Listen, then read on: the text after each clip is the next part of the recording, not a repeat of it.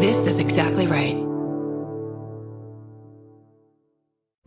Tired of searching multiple job sites for qualified candidates? Indeed has everything you need with their suite of powerful hiring tools like Indeed Instant Match, assessments, and virtual interviews. With Instant Match, as soon as you sponsor a post, you get a short list of quality candidates whose resumes on Indeed match your job description, and you can invite them to apply right away. Indeed is so effective that their US data shows over 80% of employers find quality candidates the moment they sponsor a job. And now, with Indeed, you only pay for quality applications that meet your criteria. Visit Indeed.com/thispodcast to start hiring now. Just go to Indeed.com/thispodcast. Indeed.com/thispodcast. Terms and conditions apply. Cost per application pricing not available for everyone. Need to hire? You need Indeed. This Is Actually Happening is a podcast that features extraordinary true stories of life-changing events told by the people who lived them. In a special 5-part series called Point Blank, This Is Actually Happening sheds a light on the forgotten spree killings of Rancho Tehama. Follow This Is Actually Happening wherever you get your podcasts. I come to the fatal hour when we were about to be seized by the terrible influence of the atmospheric decompression. At 7,000 meters, we were all standing in a basket. Civil, numbed for a moment, has revived. Crochet Spinelli is motionless in front of me.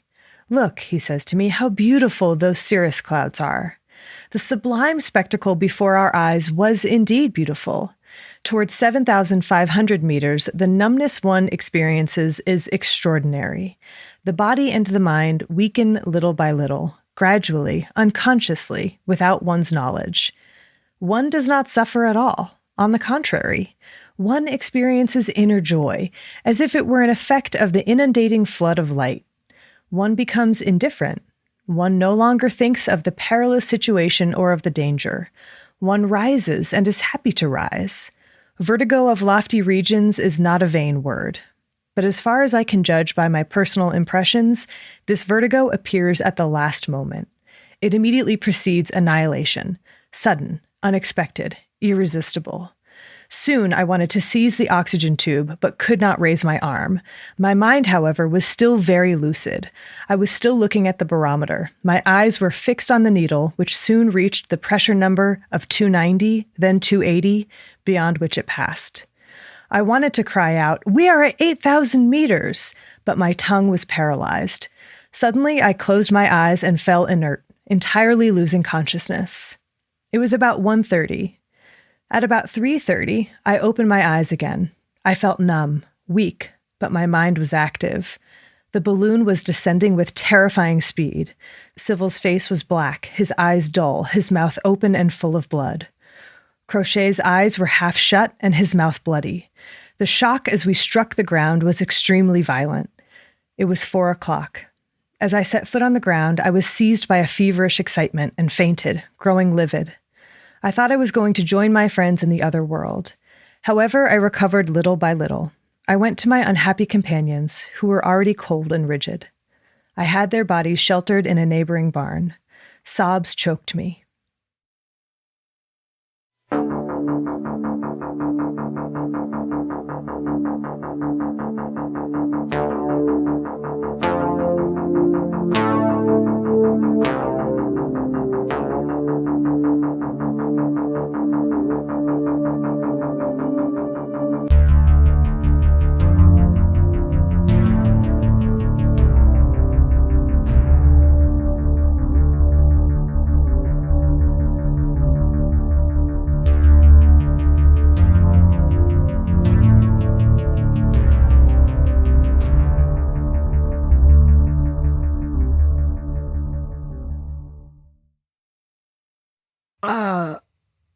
What? Yeah. A fatal balloon flight. Wow. Yeah. Erin, well, you have to tell me what that's from. Okay, so that was an account by Tissandier of the fatal balloon ride of 1875. He and his 2 companions went up to past 8,000 meters, which, by the way, is like over 26,000 feet. And they all lost consciousness, and then their balloon went out. They crashed, and 2 of the 3 died. That is horrific Mm-hmm. and also makes me so intrigued in what the history of today's episode is going to be, because it is nothing like what I expected. And wow. Yeah. I didn't even realize that the balloon thing would be kind of a left turn or seem like a left turn, but it is surprisingly relevant. I cannot wait to hear all about it. Hi, I'm Erin Welsh. And I'm Erin Allman Updike. And this podcast will kill you. And today we're taking a few left turns or ascents and descents. I don't know. I tried. I appreciate the effort. To talk about altitude and altitude sickness. Yeah. Yeah. I am really excited for this, especially because before starting this, I had no idea what the history was going to be. And it turned out to be, I think, one of my favorite episodes to put together. Ooh. Also, do you remember our very first episode this season, RSV? And I told the history of ventilators. Yeah. And I said at some point in that episode, gosh, I would love to tell the story of oxygen someday. Do we get to? A little teaser, maybe. Can't wait. Very excited. Yeah, it's gonna be really fun. I know nothing about the history of this and only really knew prior to this what I learned in like various physiology classes. So it was really fun to research, and it's just gonna be a fun episode. It is, and it's going to be made extra fun by the presence of a very special guest who is near and dear to our hearts. Especially yours. Especially mine. And that's just another little teaser. And you'll hear more about this very special guest later in the episode when they will come on to discuss some of the evolutionary aspects and current research going into altitude sickness and high altitude adaptation. Ooh, I can't wait. I'm really excited about it. Me too. Okay, but before that, it is definitely quarantine time. It is. What are we drinking this week? We're drinking High and Dry. We are. You know, it was really difficult to come up with a quarantini recipe, everyone. It really was. We are struggling. This is one of the hardest parts of this job. Honestly, it is. Mm-hmm. It used to be one of the easiest, and now it's like just scrolling through pages and pages of our past quarantinis. Right. Like how many different times can we use this one item? A lot. Yeah. So we wanted to make this a dry cocktail as possible. Mm-hmm. So that means as little sugar as possible. Mm-hmm. And so in this, which is essentially a modified Paloma, we have tequila, we have grapefruit juice, we have a little bit of blood orange juice, and we're topping it with an egg white foam. You know, for that aeration. Get it? Yeah. We're so funny. We will post the full recipe for the quarantini as well as the non-alcoholic Placibarita on our website, thispodcastwillkillyou.com, as well as on all of our social media channels. Our website, thispodcastwillkillyou.com. It's a really great website that has a lot of stuff on it, so you should go there and check it out. You should. The end. That's all that needs to be said. Any other business, Erin? You know, I don't think so. Okay, well, I have lots of questions about the history of this. So let's start with, the biology. Oh, come on, I want to hear about the biology. Yeah. We'll take a quick break, and then you can answer all my thousands of questions about the biology of altitude sickness. Oof, we'll try. Hey, I'm Mike Corey, the host of Wanderies Against the Odds. In our next season, 3 friends backcountry skiing in Alaska disturb a hibernating bear, and she attacks. The skiers must wait for help to arrive before one of them succumbs to his injuries. Listen to Against the Odds on Amazon Music or wherever you get your podcasts.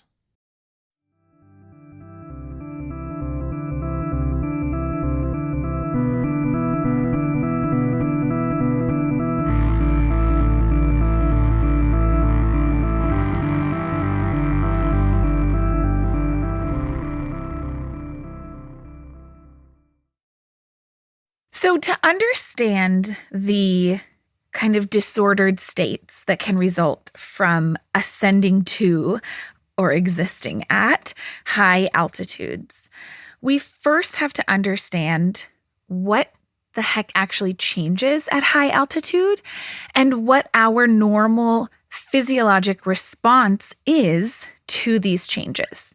So that's how we're going to kind of divide up this section of the episode. First, we're going to talk about the environmental variables that actually change when we go to altitude. And then we'll talk about what our typical physiologic response is to those environmental changes, both in like the short term and the medium to long term.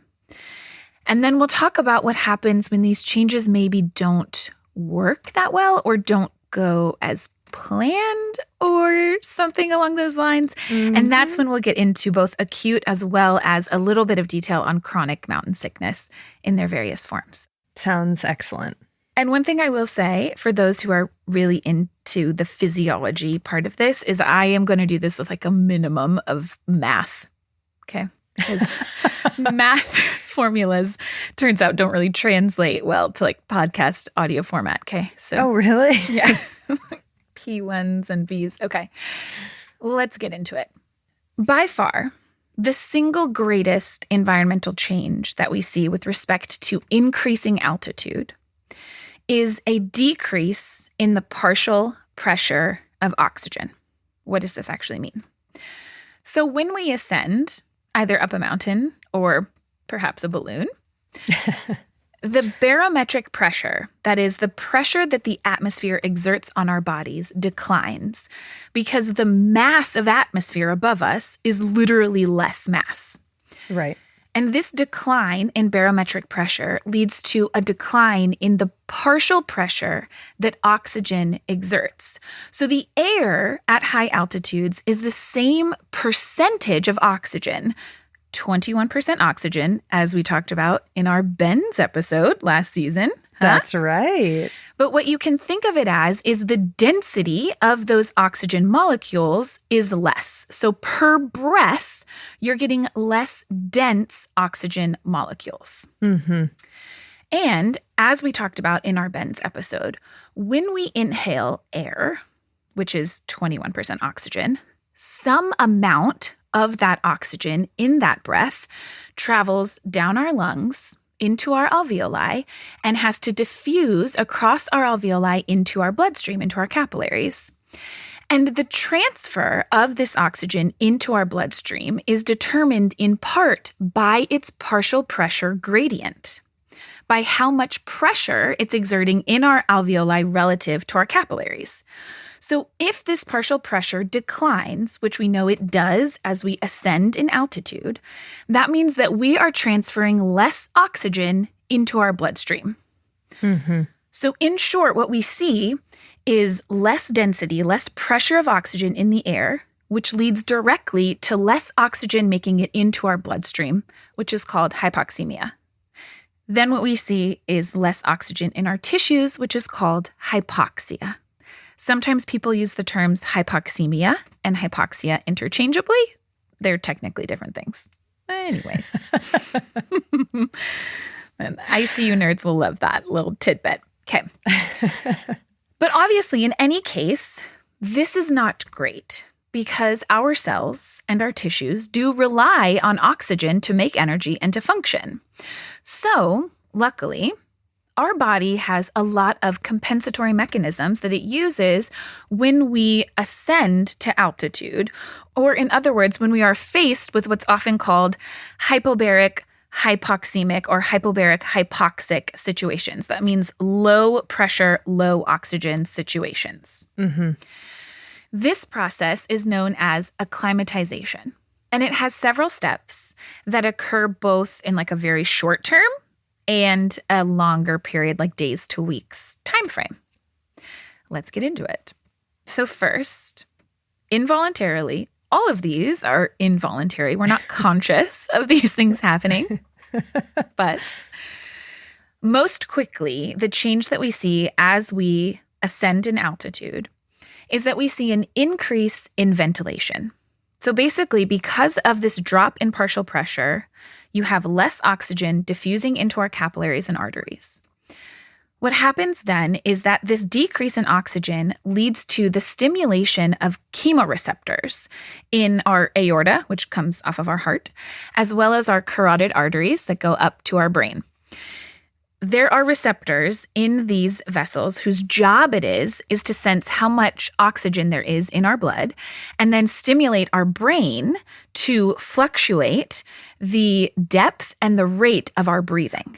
That is so cool. It's so cool because it is entirely involuntary. It's not like if you go up to altitude, you'll sit there feeling like you need to take deep breaths. This is an involuntary response that's just happening.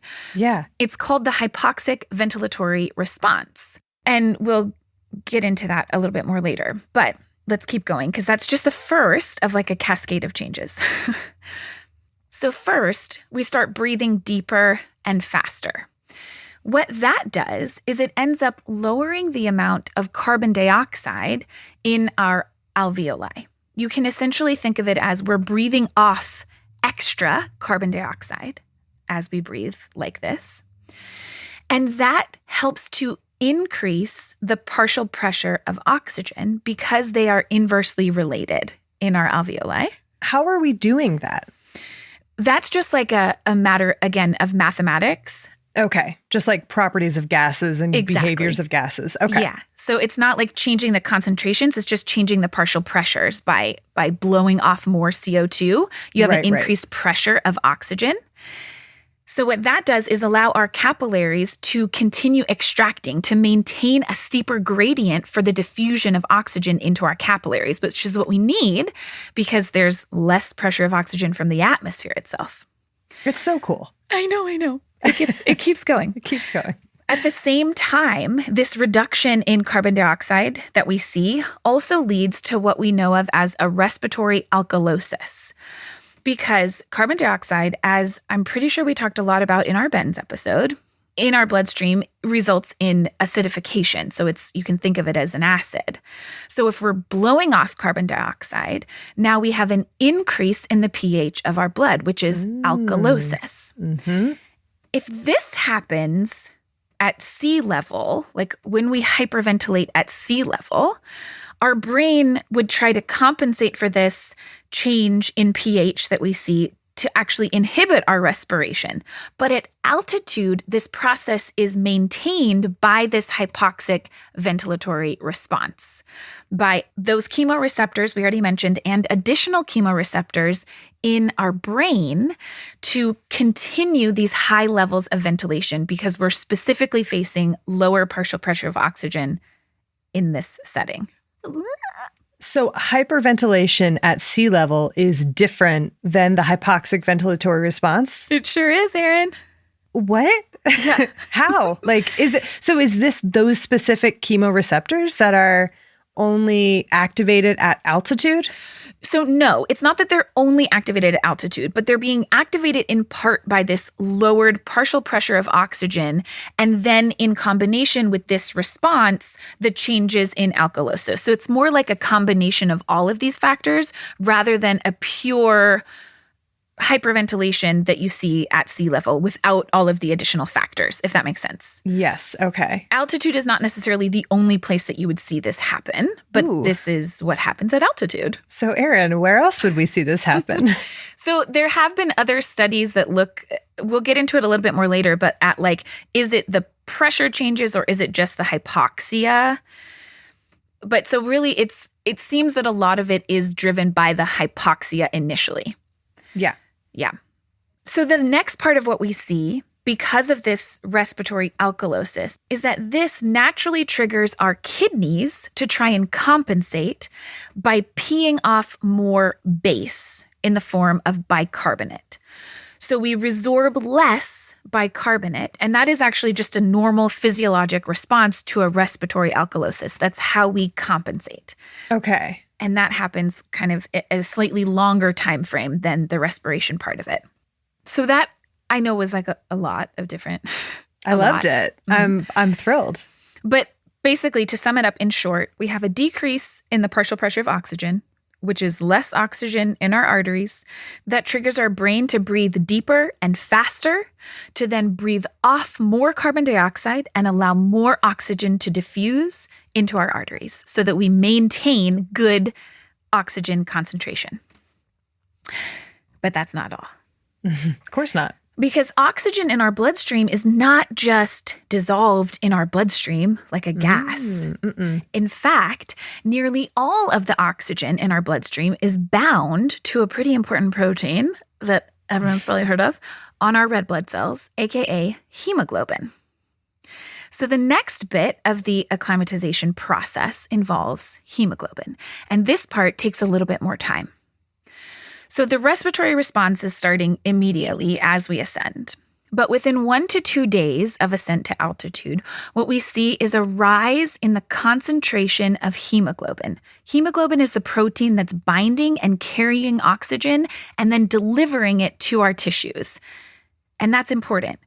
Binding oxygen and then releasing it and delivering it. Okay. I could tell that's like sort of a remember this because it's going to come back later. Is that like, this is on the test? It's exactly on the test, how kids. it felt.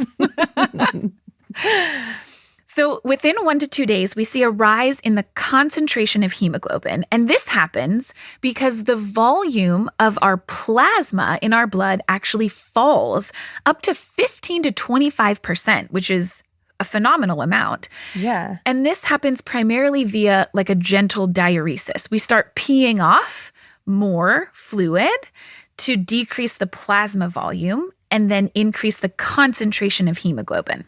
Okay. Question here about altitude. Yeah? At what point do these things happen? This is such a good question. There's no threshold. There's gradients because as you ascend, the partial pressure falls, right? Just no matter what. But when we look at, for example, dysfunction in this process, we don't tend to see altitude sickness until we're getting pretty high, like 2,500 meters or about 8,000 feet. Sometimes we can see it at slightly lower altitudes. But I don't think, from what I have read, there's not like an altitude at which you see respiratory compensation starts versus stops. Like it's just a kind of gradual process. But is there a proportional response to altitude? Like, do you lose less plasma if you go up only 2,500 meters compared to 5,000 meters? Yeah, that's a good question. I don't know. I didn't see that in the studies that I read. We can ask our guest. Okay, I'll note it down. Yeah.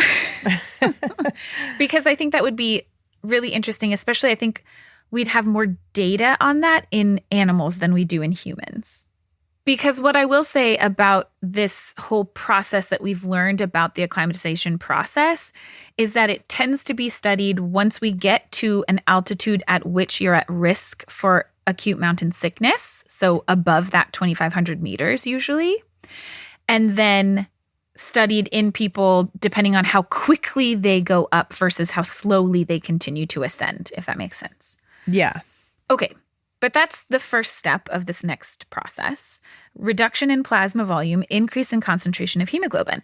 This is actually a relatively short-lived phenomenon that we see, because then what happens over the next period of days to weeks is that this triggers erythropoietin, which is one of the major things that we make to stimulate red blood cell production. So what we see is an increase in red blood cell production. And then over the course of days to weeks to a month or two, our total red blood cell mass will actually increase overall. So if you're at altitude for less than a week, you're not going to see all of this play out. This is something that happens over the course of time. But here's why this gets to be so important. Because there's also this thing in physiology called the oxygen dissociation curve that people might have heard of. Mm-hmm. This is a measure of both how tightly our hemoglobin binds this oxygen, like how much of an affinity it has for grabbing and becoming fully saturated with oxygen, which it has to do in our lungs, and also how readily it gives up its oxygen at the level of our tissues. Because both of these parts of hemoglobin are really important. There has to be a balance between grabbing and holding all that oxygen and then letting it go when we need to let it go. So what's really cool about this acclimatization process is that we see effects on both levels of this oxygen dissociation curve. What we see is that the increase in blood pH that I mentioned from that respiratory alkalosis shifts this oxygen curve such that hemoglobin has a greater affinity for oxygen. So under alkalotic conditions, a greater pH, hemoglobin's like, I need that oxygen, give it to me, I'm going to grab it and hold it. And it gets really efficient at that. But in addition to what I mentioned about just increasing overall hemoglobin mass, the other thing that we see our red blood cells making more of as we acclimatize is a substance called 2,3-BPG. Okay. Or 2,3-bisphosphoglyceric acid. No one cares.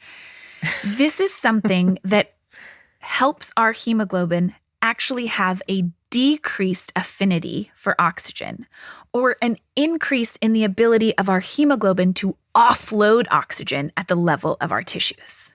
And these two processes work together rather than canceling each other out, right? So that we have hemoglobin that becomes more efficient at grabbing oxygen under conditions which it needs to, which is in our lungs when that partial pressure dictates that it needs to grab oxygen, and better at offloading it at the level of our tissues when the gradients are dictating we need to offload this oxygen. Very cool. Those are the major processes of acclimatization. We see them in the short term, mostly with respiration. We see them in the long term with these changes in hemoglobin. We do also see, especially in the very short term, like within 24 hours of ascending to altitudes, above 2,500 meters is most of our data, we see an increase in cardiac output and heart rate, which is thought to be related to increases in our sympathetic nervous system activity because of this initial hypoxia. This part, the increase in cardiac output, tends to normalize over a period of days. And then what we actually can see is a decrease in stroke volume, or the amount of blood that each heartbeat pushes out because of that decrease in plasma volume, which is really interesting. And then we also see changes that happen at the level of our vasculature. So like our blood vessels, in some cases, might vasodilate to allow blood to push more oxygen to our tissues. But in our pulmonary vasculature, so the blood vessels in our lungs, we often can see a vasoconstriction that happens because of the decrease in the concentration of oxygen. And so this is kind of like a balance that our body has to do.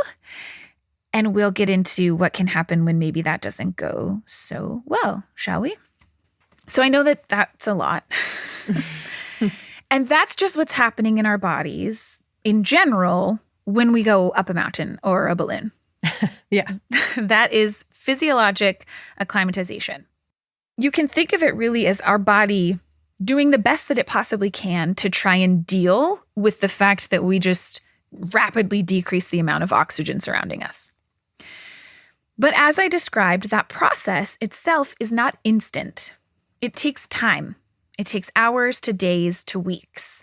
Parts of it are relatively rapid, but that full process of acclimatization really can take quite a long time. So what we can see is that in the time period between ascent to altitude and full acclimatization, we are at risk for illness if this process doesn't go according to plan, I guess. And this illness can take three major forms: acute mountain sickness, or AMS, high altitude cerebral edema, or HACE, and high altitude pulmonary edema, or HAPE. And these are the three major forms that are often lumped under altitude sickness, for example. Question about acclimatization when it comes to humans, because there are elevations or altitudes at which we simply can't acclimatize enough where symptoms of acute mountain sickness could occur or probably will occur. There's a limit, right? Absolutely, there is a limit to this process. Acclimatization can only do so much. And just for reference, so that people can understand, like when we say the partial pressure decreases, how much are we actually talking? Everest Base Camp is at 5,300 meters. And at that point, the partial pressure of oxygen is about half what it is at sea level. So already you've reduced it by half. And then at the summit, which is over 8,000 meters, the partial pressure of oxygen is a third of what we see at sea level. So these are extreme conditions that we're talking about. We cannot acclimatize to that point for the long term. Right. I mean, obviously people have climbed it without supplemental oxygen, but right. You can't hang out up there. No. Let's get into these 3 forms of altitude sickness: acute mountain sickness, HACE, or high altitude cerebral edema, and then we'll talk about high altitude pulmonary edema, or HAPE. So acute mountain sickness, this is the most benign, the most common, and the most rapid onset. Usually we see the symptoms of acute mountain sickness within 4 to 12 hours, though it could be within a day or so, of ascent to altitude. And again, at this, we're usually talking about altitudes greater than 2,500 meters or about 8,000 feet, although it can happen in some instances at lower than 2,500 meters, at lower altitudes. And there are a few different scoring systems that you can use to diagnose this. But in general, we look at a constellation of symptoms that include a headache. And in a lot of scoring systems, a headache actually has to be present to diagnose acute mountain sickness. So like headache is a defining feature.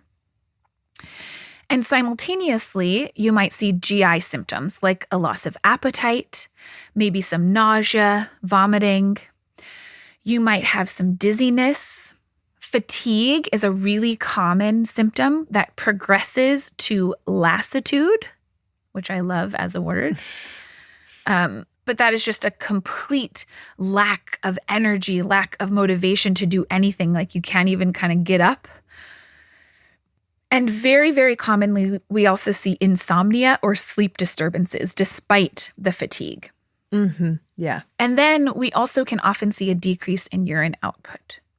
Those are the constellation of symptoms that encompass acute mountain sickness. In terms of if we look at labs or imaging findings, which become important in some of the other forms of altitude sickness, lab values tend to actually be pretty normal. You can see a slightly lower than average blood oxygen level if you're testing people's blood oxygen, but there's a large amount of variation in that number when it comes to just acute mountain sickness itself. Most of the time, this can be self-limited and can resolve even without necessarily descending to a lower altitude. This can resolve with just time or sometimes with the assistance of various medications that I'll talk about a little bit later on. But then there is HACE. Quick question, though. Yeah, I know you can ask a question. Before we go on to HACE and HAPE, why do we see those symptoms of acute mountain sickness? I'm not going to answer that question right now. Okay. Because there's still a lot of debate on this, but a lot of papers consider acute mountain sickness and HACE, or high altitude cerebral edema, as ends of a spectrum. Okay. So that's why I want to talk about that before I let you ask those questions, Erin. Sorry. Because I knew Sorry. that was your question. I'm always getting ahead of things. Yep. You're like, no, but I have to ask. I have to know right now. Right now. I know. I demand it. But let's talk about HACE first, and then we can try and understand acute mountain sickness and HACE simultaneously. HACE is characterized predominantly by exactly what the name says, swelling or edema of the brain itself. HACE is terrifying. It is extremely life-threatening. And the symptoms that we see in many cases are considered a progression of what we saw in acute mountain sickness. So if you think of lassitude and fatigue, this then progresses to altered consciousness, to mental status changes. One big thing that we see is what's called truncal ataxia. So ataxia is not being able to walk in a typical fashion, like having a lot of instability and irregular gait all of a sudden. You can still see the headache, but a lot of it really is this altered consciousness. And it's terrifying because haste can progress to coma and death in as little as 24 hours. Okay. And it's scary because if you are having mental status changes, and that may make you less likely to recognize that you need help? Absolutely. Yeah. And again, just the rapidity of this progression, right? The need for very, very urgent treatment. So even if you have people that are there with you that recognize that something is not right, being able to access treatment really quickly is important. And you asked, Erin, why? Like, why do we see this? What's happening here?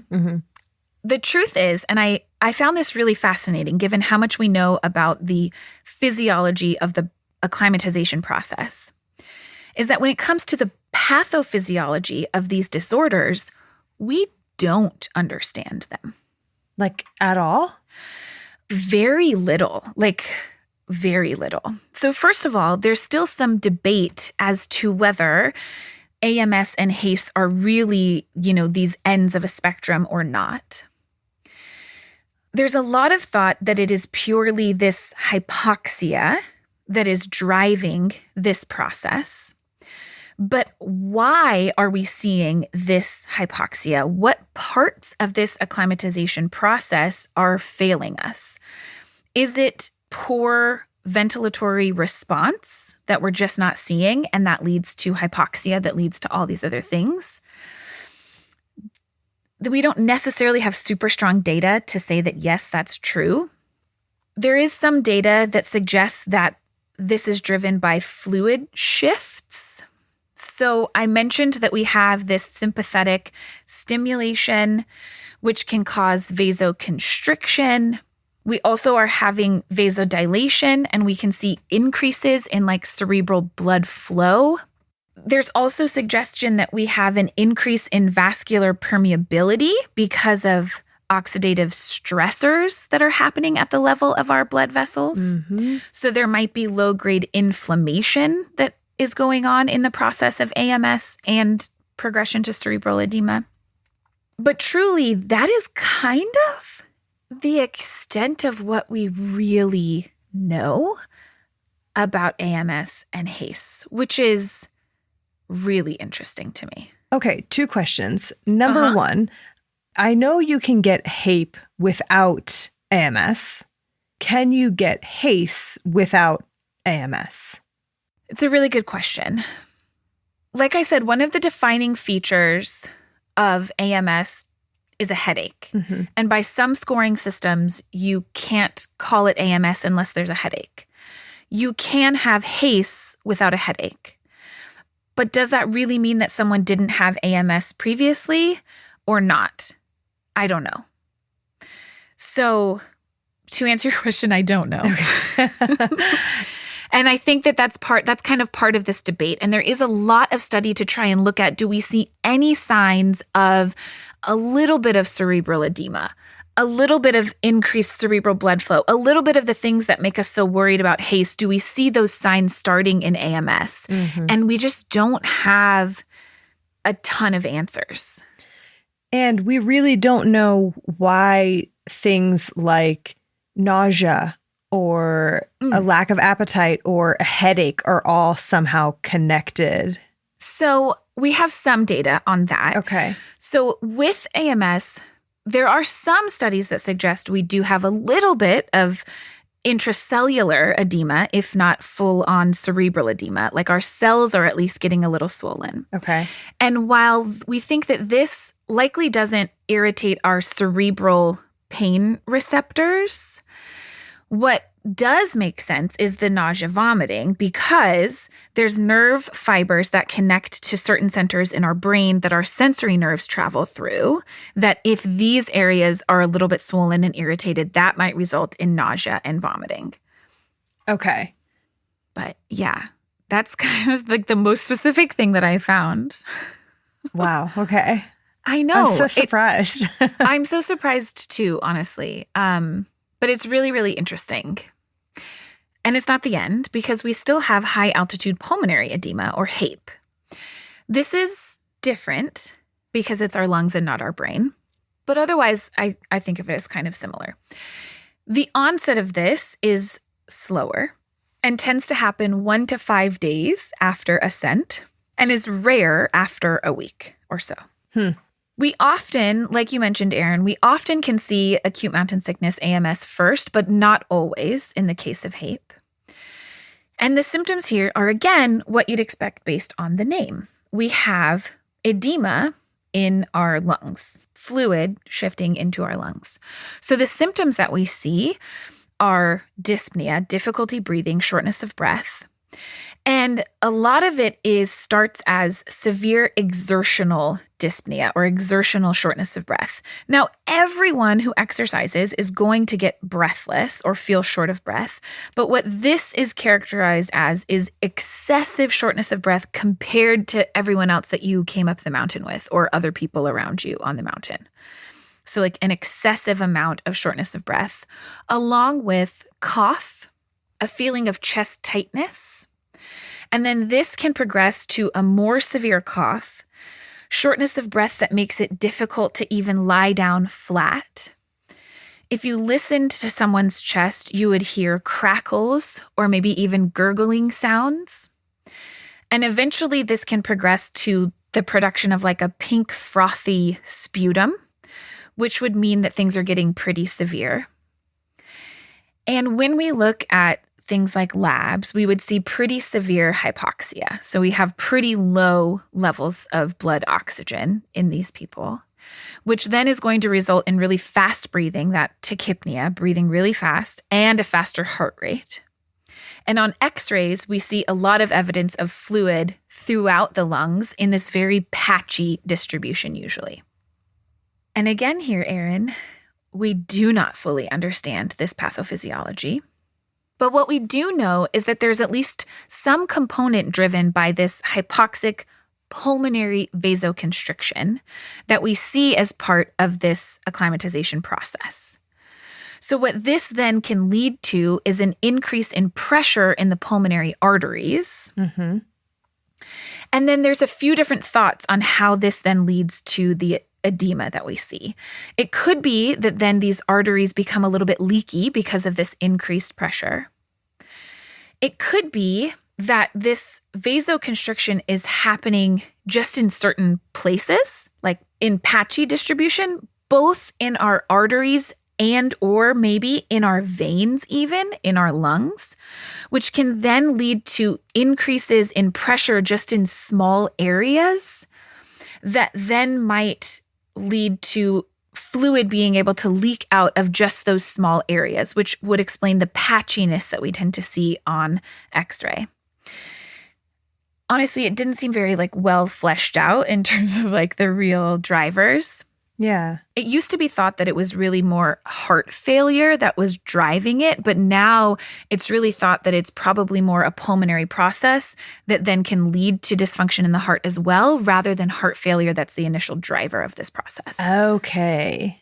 That's interesting, because that is in contradiction with some of the historical texts that I read, but that makes sense. Right. That you've learned more. Because historically, this looks like a heart failure response. Yeah.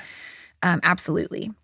Then there's also a big thought that inflammation plays a role, because in some people with HAPE, if you look at the fluid that you collect from this edema, it has a lot of inflammatory markers, but not all of them, and usually not until later in the disease process. So it's really unclear how big of a role inflammation really plays in this disease.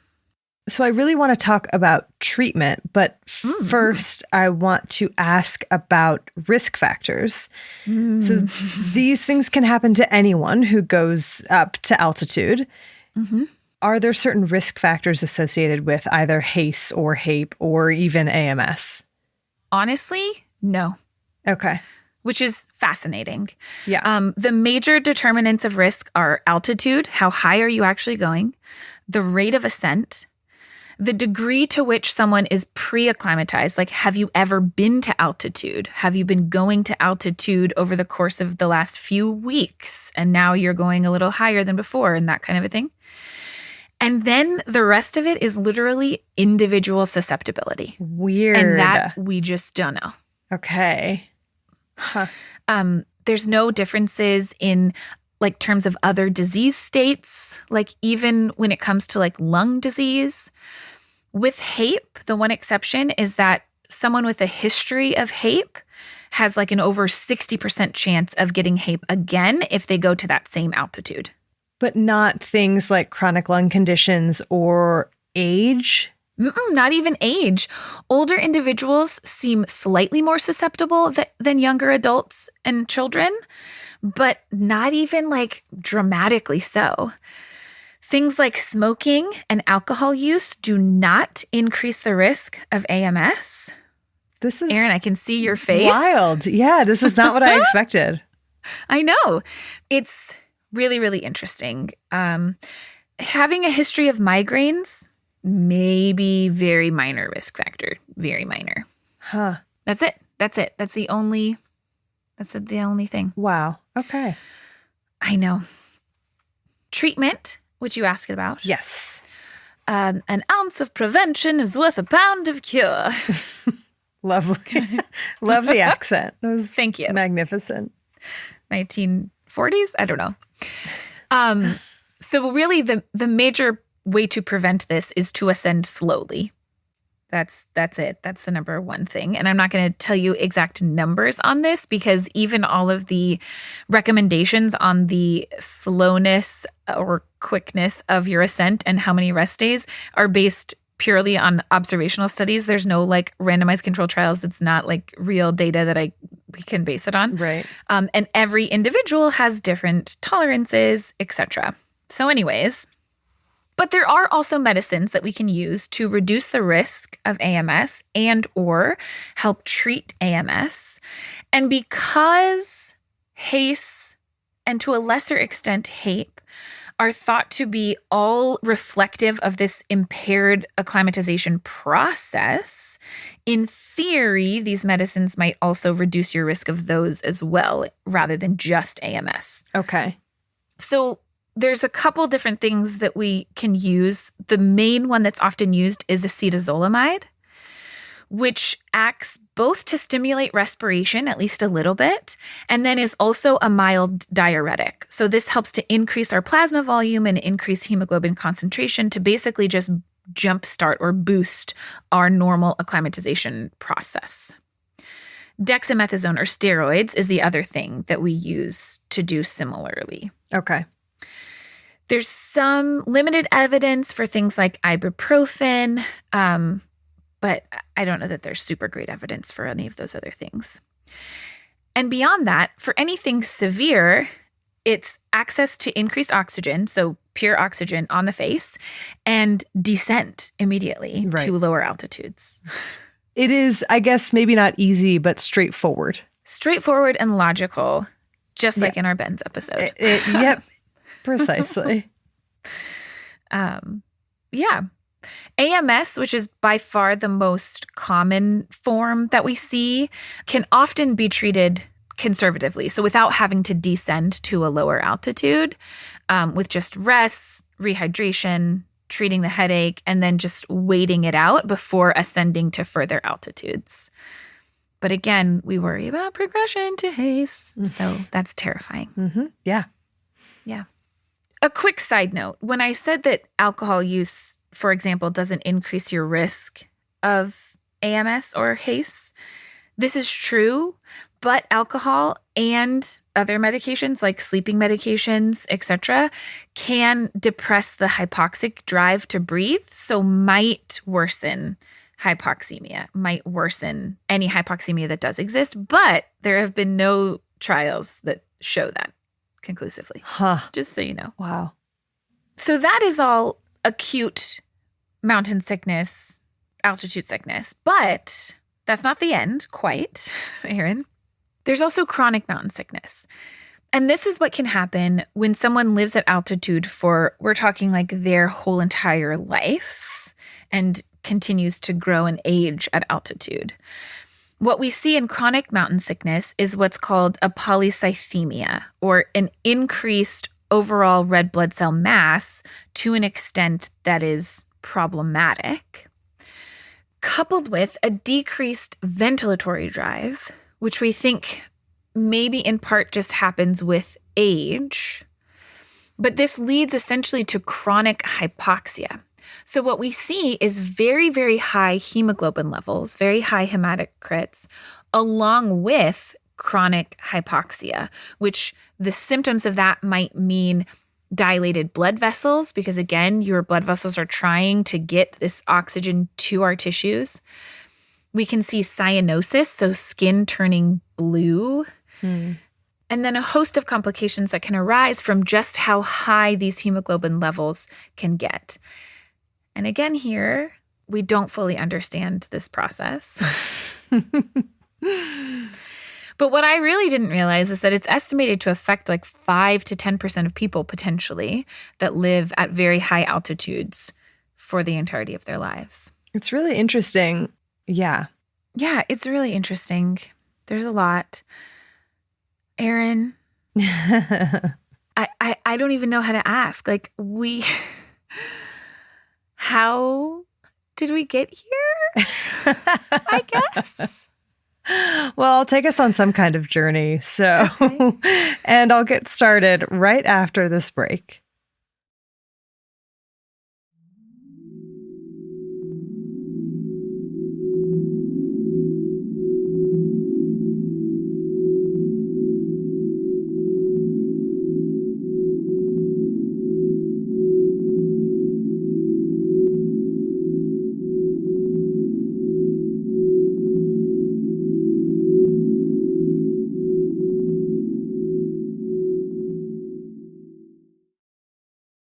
The history of altitude sickness can be framed around a single word: hypoxia.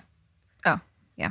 We learned in the biology section that hypoxia means that there are low levels of oxygen in your tissues. Mm-hmm.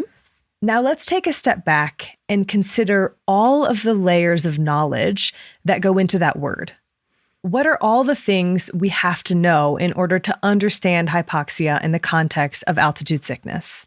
Ooh. Well, we have to know what are considered normal levels of oxygen in our tissues and how a decrease can be detrimental to our health, which means we have to know how to measure oxygen concentration in tissues. We have to know how oxygen gets into our tissues and the role that it plays in our bodies, which means understanding cellular respiration, as well as how our lungs function with our circulatory system. We have to know what things can cause oxygen levels to drop and why. In the context of altitude sickness, this means that we have to know the relationship between altitude and oxygen, which requires knowing about how atmospheric pressure behaves under certain conditions and the composition of air, which means we have to know what oxygen is. So in this one word, hypoxia, there are crammed hundreds of years of scientific investigations and observations, integrating knowledge from disparate fields, from anatomy and physiology to chemistry and the properties of gases. I love this already, Aaron. You've hooked me. Good. That was my goal. But I just felt like it's so easy for us today to take this word for granted, along with the knowledge that goes into it. Which is why my goal for this history section is to take us through how we fit those puzzle pieces together to gain a big picture understanding of why high altitudes affect us the way they do.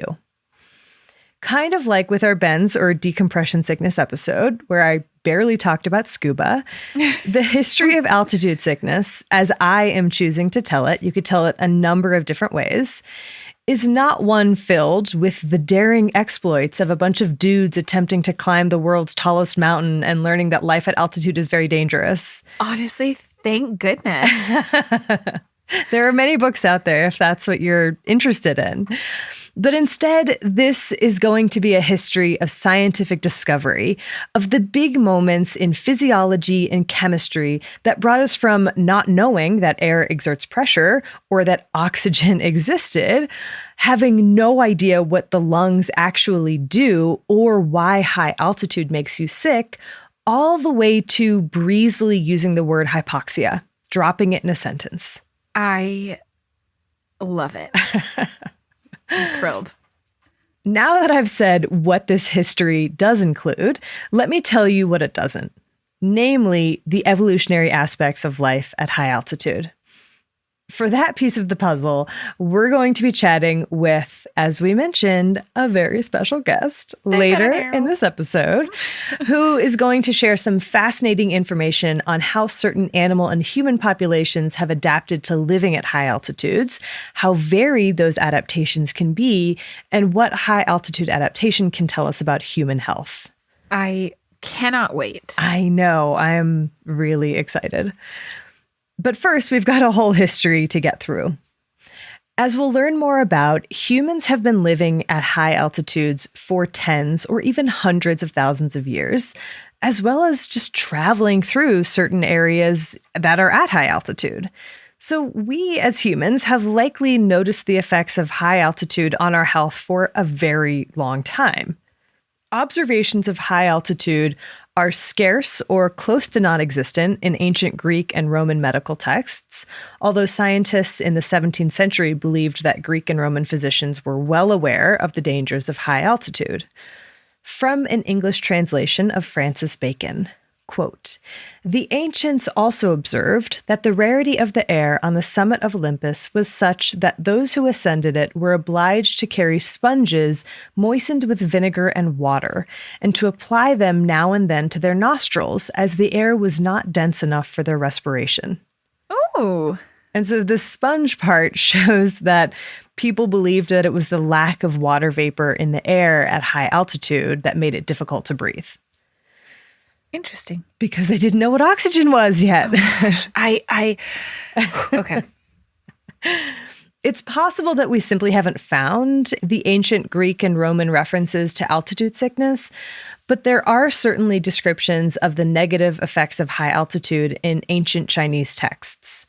In a classical history text from the 1st century CE, there is a description of an envoy traveling over mountainous terrain around 37 to 32 BCE, and this envoy was warned of the danger along the route, not just in terms of the robbers known to frequent the area, but also because of the terrain. Quote, "Again, on passing the Great Headache Mountain, the Little Headache Mountain, the Red Land, and the Fever Slope, men's bodies became feverish. They lose color and are attacked with headache and vomiting, the asses and cattle being all in like condition." Ooh, Great Headache Mountain and Little Headache Mountain. And 400 years later, also from ancient Chinese texts, is where we find what is likely the first description of high-altitude pulmonary edema, HAPE.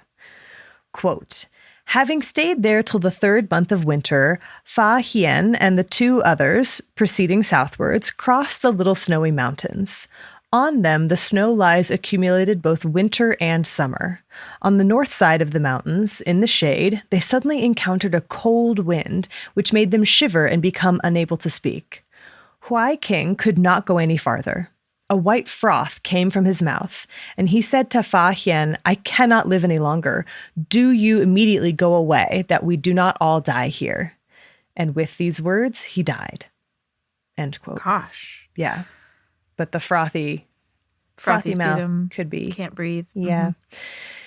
We have to jump ahead quite a bit in time to about the 1500s before we find more mentions of altitude sickness, beginning with those given by the Jesuit priest Father Joseph de Acosta, who described the headache, nausea, and difficulty breathing that appeared when he was at high altitudes in the Peruvian Andes. And he wasn't the only Jesuit priest who noticed these effects. Shortly after, Father Alonso de Ovalle wrote in the early 1600s that, quote, "When we come to ascend the highest point of the mountain, we feel an air so piercing and subtle that it is with much difficulty we can breathe, which obliges us to fetch our breath quick and strong and to open our mouths wider than necessary." I mean, yeah. Love it.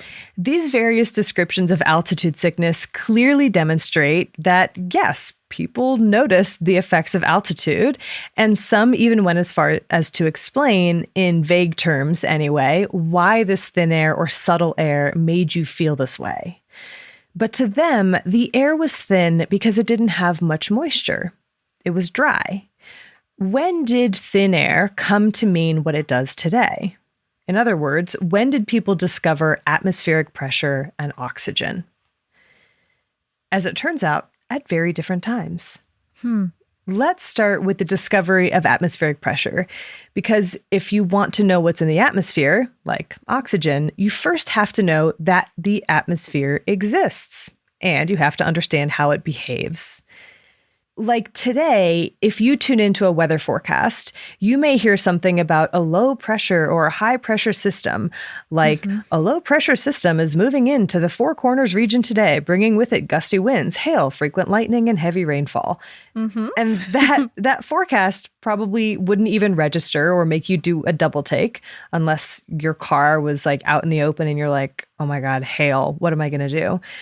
But it would make Galileo, for instance, do a double take, as well as many other scientists of the early 17th century, because they did not believe that air weighed anything or exerted any pressure. We know today, of course, that it does, that atmospheric pressure can be thought of as how much the air weighs or is pressing down on you, and that things like temperature and weather and altitude can affect this pressure. For instance, when you go closer to sea level, that air presses down on you more and more, and as you ascend, it presses down less and less. And we know these things today about atmospheric pressure in large part thanks to one of Galileo's students, Evangelista Torricelli, who invented the first barometer, which is a tool, of course, to measure the level of atmospheric pressure. I love this. I am going to attempt to explain what Torricelli's barometer looked like and how it worked so that we can picture how air pressure changes, like how you can see that happening. Okay. Okay, imagine a test tube, right? A long test tube. One end is open. Fill it with a liquid. Let's go with mercury. Okay. And then imagine a little dish that you also fill with mercury. You're going to plug the open end of that test tube with your thumb, right? Okay. And then you're going to flip it over so that the plugged end is in the dish of mercury. By the way, don't try this at home. Don't do this.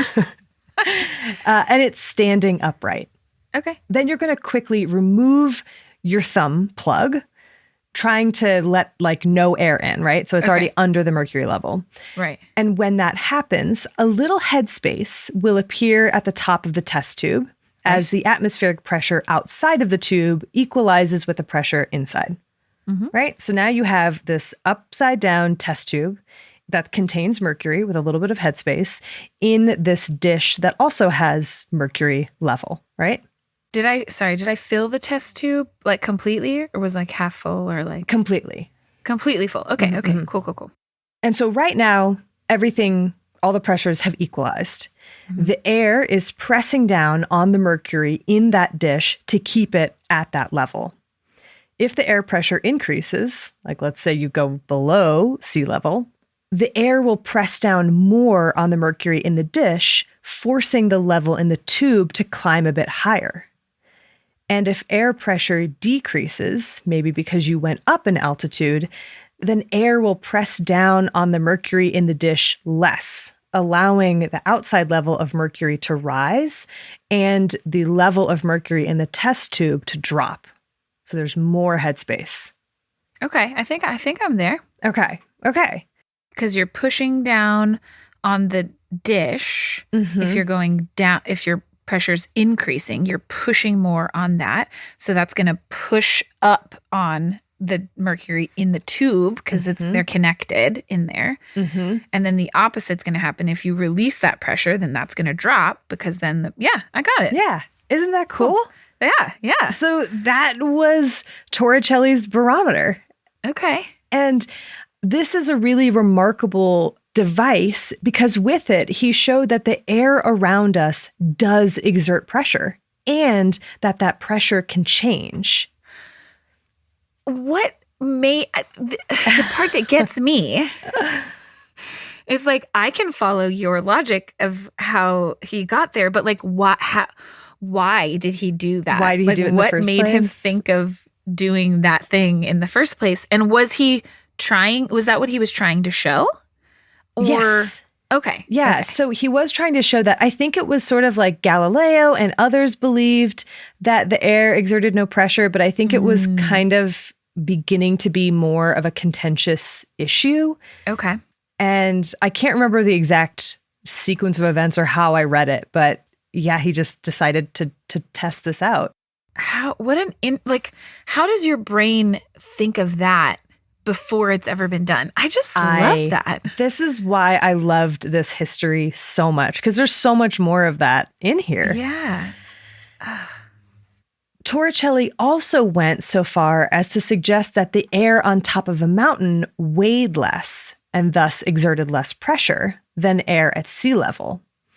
But he didn't demonstrate it with his barometer. That honor would fall to Blaise Pascal, child prodigy, philosopher, mathematician, all around pretty famous dude. You've probably heard his name before. Yeah, he's a unit of measure. There you go. So is Torricelli. Tor. Oh. Yeah. Tor. Oh, Tor. Cool. But it wasn't actually Blaise Pascal that would do it. It was his brother-in-law that would physically carry the barometer up the hill because Pascal was not in great health and he asked him to do it and report back. Oh, cute. Well, when brother-in-law came back down the hill, he was super pumped to tell Pascal that, yes, indeed, the liquid dropped. And while this result was somewhat expected, this ground truthing of the concept was a really exciting development, and it allowed Pascal to extend the logic about altitude and atmospheric pressure to suggest that the human body and pressure throughout the body, in blood, tissues, etc., is also subject to atmospheric pressure changes, such as those you may experience if you go up in altitude. I love it. But just like Torricelli, Pascal left the experimental demonstration of this concept to others. Okay. At this point in the story, the mid-1600s or so, we're slowly building our understanding of how the atmosphere works, how it exerts pressure, and how that pressure changes based on things like temperature or altitude.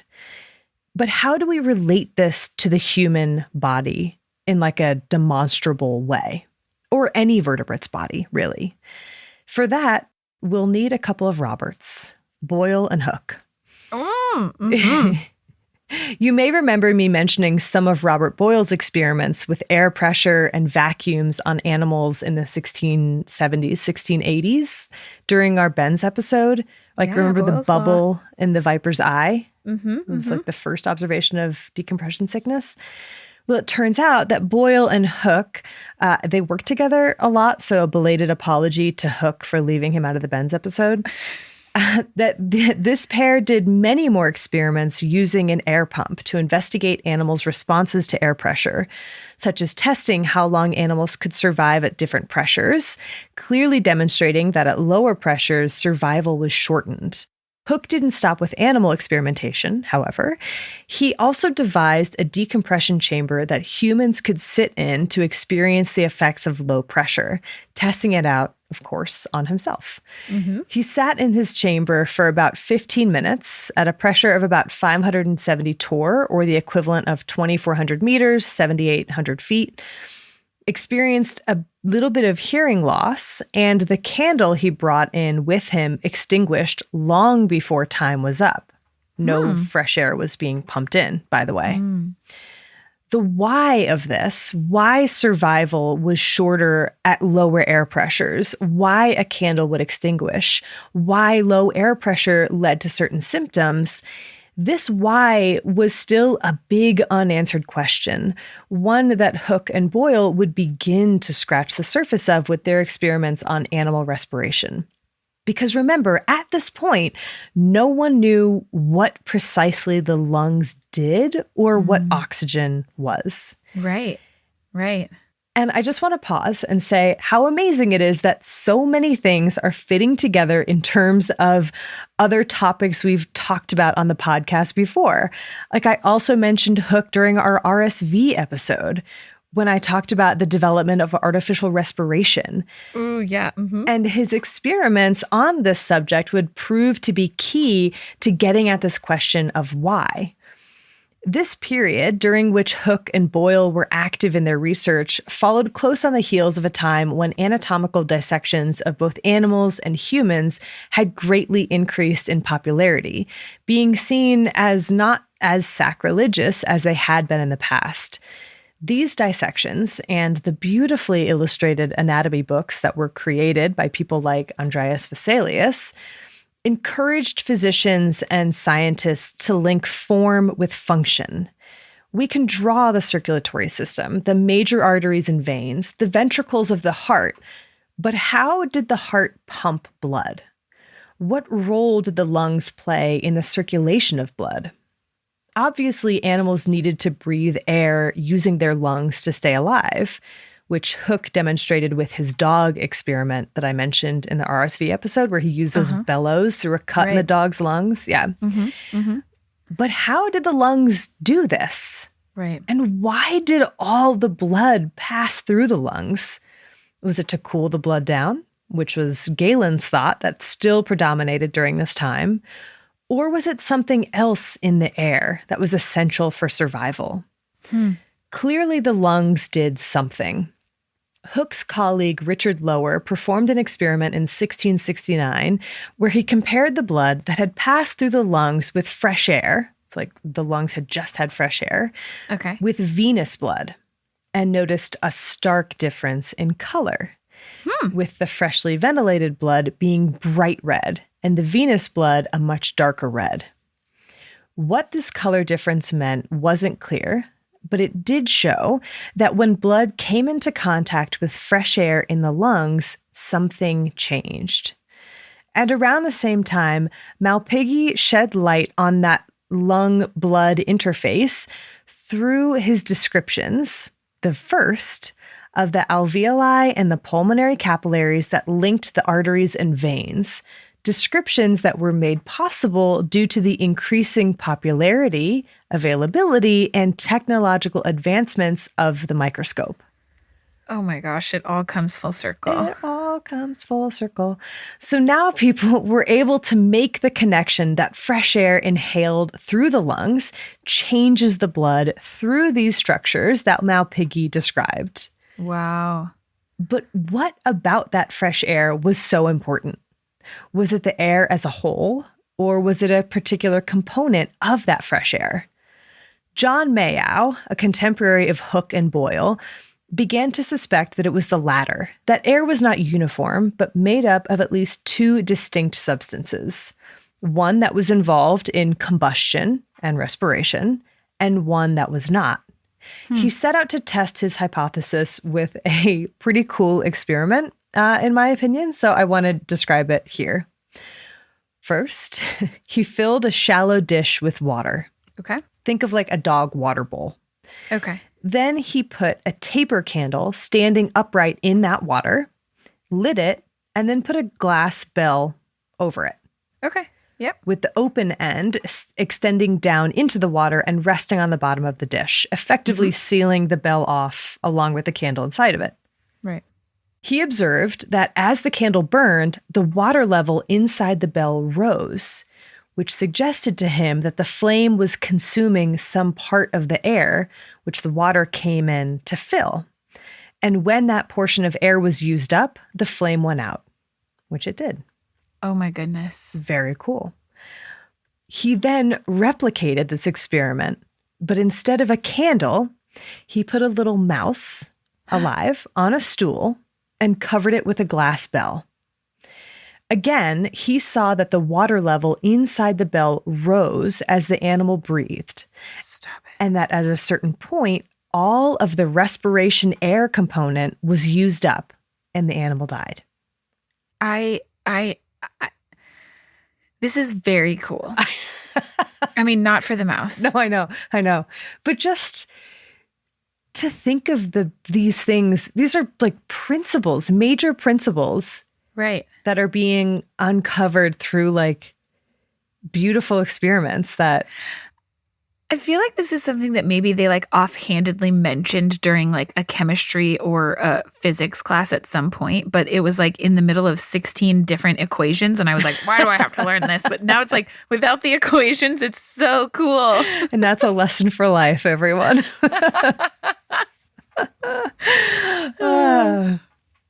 These simple experiments by Mayau were groundbreaking for a couple of reasons. One was that they showed that air was made up of at least two different components, and that the second was that one of those components was crucial for both combustion as well as animal respiration. And like, did he assume that this must be the same component? Because that's Yes. also an interesting conclusion, right? Yes. Why combustion and respiration? Right. So he thought that there were two components of air, like Okay. only two components, one that was involved in, like one that was usable and one that was more inert, I guess. Okay. Yeah. And that was something that Hooke and Boyle hadn't picked up on. But I want to read this quote from Lavoisier from about 100 years later. Ooh, okay. Quote, "Respiration is nothing but a slow combustion of carbon and hydrogen, similar in all respects to that of a lamp or a lighted candle. And from this point of view, animals which breathe are really combustible substances burning and consuming themselves." I love it. It's beautiful. Yeah. Okay. And we'll get back to Lavoisier in a second. But also, Mayau didn't stop there with these experiments. He went on to suggest that this component of air, the one that's involved in respiration and combustion, is taken up by the lungs and passed into blood, where it is involved in heat production and muscle movement, which he pointed out was why breathing increases during exercise, since you need more of this substance in the air to move. Amazing. All right, so we've covered a lot of ground, so let's take stock briefly of what we've learned so far. Yeah. We learned that the atmosphere exerts pressure that can be measured and that can change based on several different factors, including altitude. Okay. We've learned that air is not just one homogeneous substance, that it is actually made up of several different components, at least one of which is necessary to sustain life and a candle flame. Okay. Through some process involving respiration via lungs and the exchange of venous and arterial blood in the lungs. Okay. And we learned all of that over the course of just a few decades in the 17th century. So now we're still in the late 1600s still. Roughly. Now we're probably going mostly into the early to mid 18th century, 1700s, Okay. yeah. 1700s. Okay. Cool. And I really kind of feel that, like, at this point, the discovery of oxygen itself as one of those components, or the naming of it, seems almost anticlimactic. And what doesn't help is that there seems to be a good deal of contention over who gets priority for the discovery. As far as I could gather, there are 4 contenders for the title: Joseph Priestley, Carl Scheele, Henry Cavendish, and Antoine Lavoisier.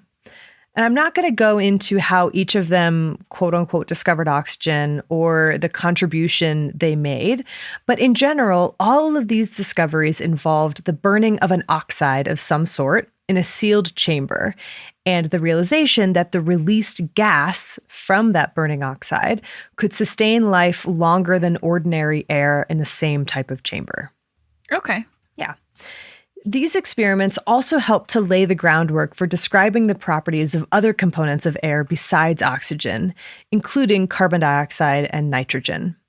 So Lavoisier, the person who gets credit not so much for the priority, but the most impactful early research done on oxygen, in 1771 described these gases' role in respiration as such, quote, "Eminently respirable air, which he later called oxygen, that enters the lungs leaves it in the form of chalky aeriform acids, carbon dioxide, in almost equal volume. Respiration acts only on the portion of pure air that is eminently respirable. The excess, that is, its mephitic portion, nitrogen, is a purely passive medium, which enters and leaves the lung without change or alteration. The respirable portion of air has the property to combine with blood, and its combination results in its red color." At this point in the story, I wouldn't blame you if you asked, but what about altitude sickness? Isn't that what the episode is about? I honestly am enjoying this so much that Good. Well, if you listeners out there have been waiting for some mention of altitude sickness in the history section, your long wait is almost over, and I appreciate your patience. I wanted to go into how these connections were made between the atmosphere and altitude and respiration and oxygen, because they are fundamental to understanding so many things, including the effects that altitude has on our bodies, something that people were about to experience in ways they never had before. Oh, because balloons. Balloons, though. I know. Well, think about it. I would never have guessed balloons, even if I thought about it, Erin. I don't often think about balloons. Well, you're going up super high, super fast. I know, but I forget that balloons are a thing that people decided to jump in at some point. Why? What? I think they still do. I think there are many people that still do hot air ballooning. I would love actually to go and a hot air balloon. It's on my list, but still. I know. I did not expect it either, but I was pleasantly surprised. So as Lavoisier was characterizing these gases that are involved in respiration, other scientists were seeing how they could turn this new information about these and other gases into application, especially in the context of controlled combustion. Perhaps using combustion to power some sort of vehicle, say a balloon, that could travel long distances, both across the landscape as well as vertically. Say a balloon. Say a balloon. People had, for hundreds of years, like I've said now 1,000 times, climbed mountains or crossed mountain passes or lived at high altitudes. And many people, most people who experienced those things or lived at altitude, recognized and noted the signs and symptoms of being at high altitude. But these, at least in the written literature, often tended to be isolated descriptions and didn't necessarily lend themselves to systematic study, which was the opportunity that hot air balloons provided, along with being able to see the effects of high altitude, namely acute and extreme hypoxia, separate from the physical exertion of climbing a mountain with no time for acclimation. Yeah, that's really interesting. Yeah.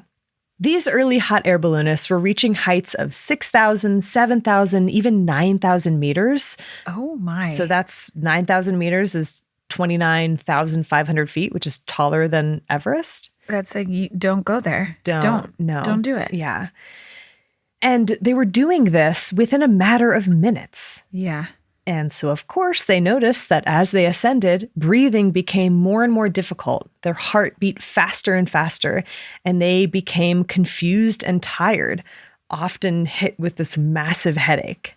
And even though they could recognize that altitude had this effect, they weren't sure how, and had yet to make the link that as air pressure changed, so did pressure in blood and tissues. Experiments in decompression chambers, mainly by Paul Bert, who we'll meet in a bit, had shown that supplemental oxygen could be helpful for keeping symptoms at bay at higher altitudes, but only if you use it.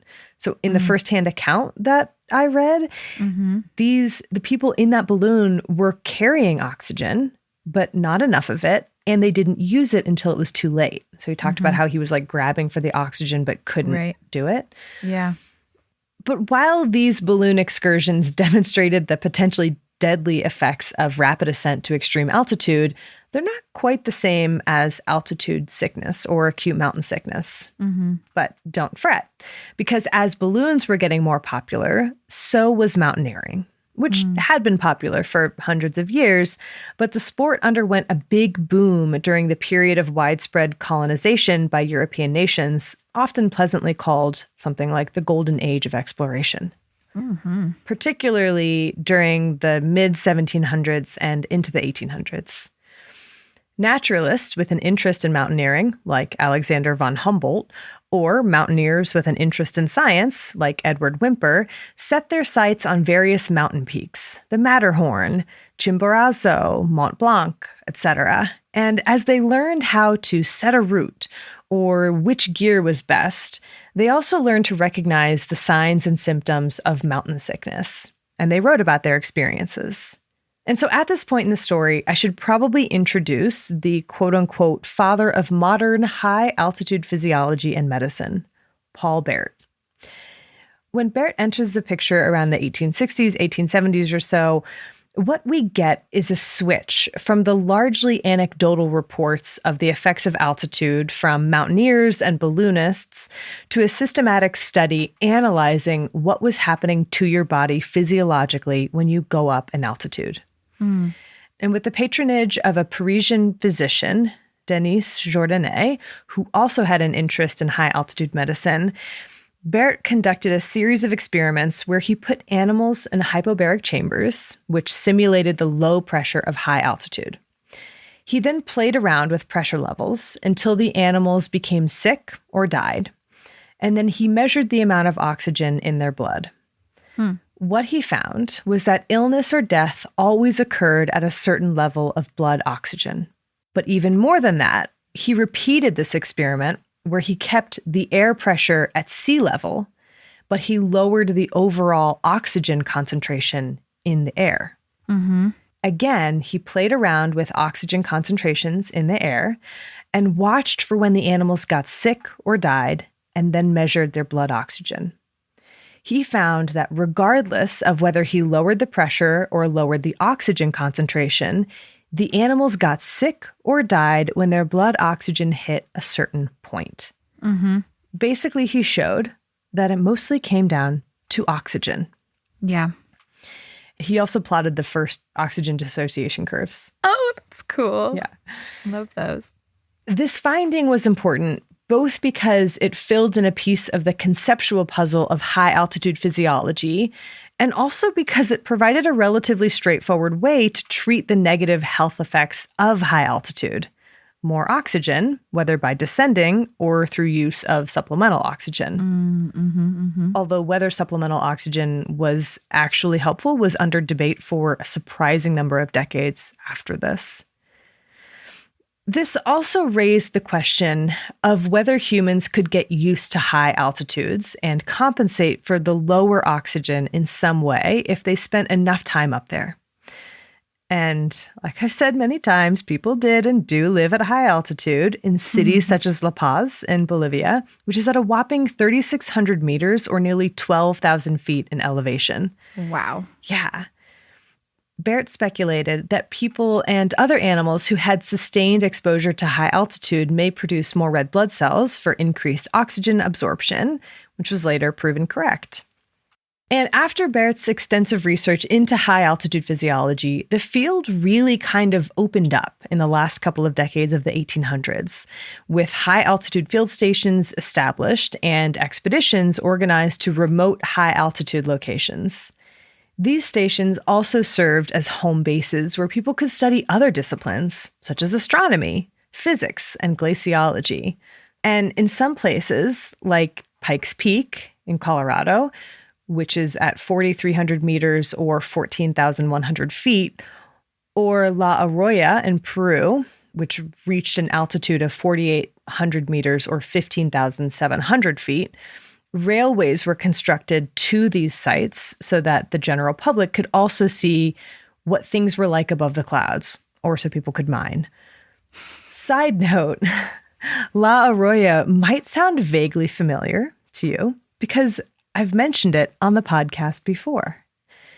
In our Bartonella episode, I talked about how, at least, I know, cast your mind back. Right.